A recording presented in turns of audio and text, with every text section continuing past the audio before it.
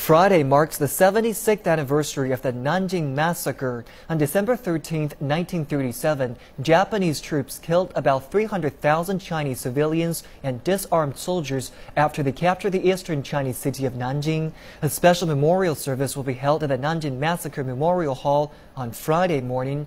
3,000 candles were lit as part of a vigil held there on Thursday evening. Students, monks, and activists from China, South Korea, and Japan participated in the tribute. It was the first of a series of scheduled activities to commemorate the war victims. Other events include a prayer for peace assembly, as well as press conferences and seminars. A report on protecting the oral narrations of survivors of the atrocity will also be presented. This is the fifth time the candlelight vigil has taken place since it was initiated in 2009. Foreign activists attending the event have expressed their discontent for Japan's attitude towards its history. We must know the true history. I think Japan should say sorry to us. I think the two countries should respect and understand each other. Under this condition, Japan should seriously reflect on its behaviors and face the history. We should let more young people know the real history. This is a major job we must do. Meanwhile, some non-governmental organizations have held testimonial events in Japan about the Nanjing Massacre to reveal the atrocity to the Japanese people. Survivors have been invited to personally recount their ordeals. Ian McKinnell has the details. Massacre survivor Wang Jin is now in her 80s. She traveled all the way from Nanjing to Japan's Kanazawa city just to tell her story. She was only 6 years old when she saw her father killed by Japanese soldiers.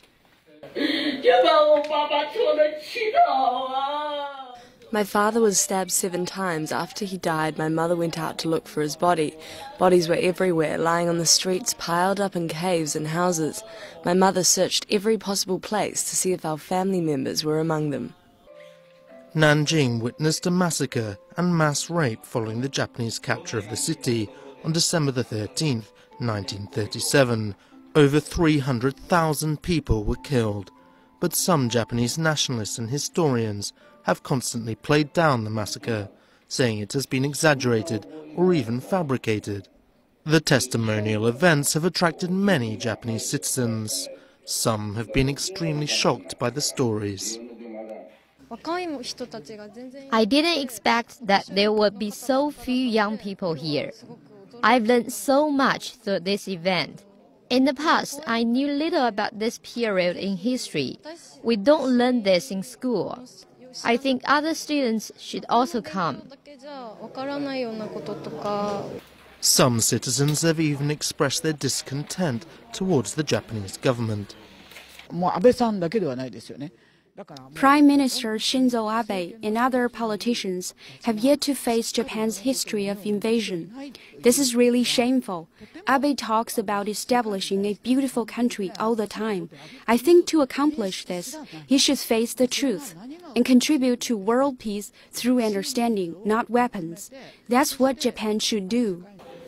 These testimonial events have been held every year since 1994. 47 Chinese survivors attended gatherings across Japan, hoping to promote peaceful interaction between the two countries. Ian McKinnell, CCTV.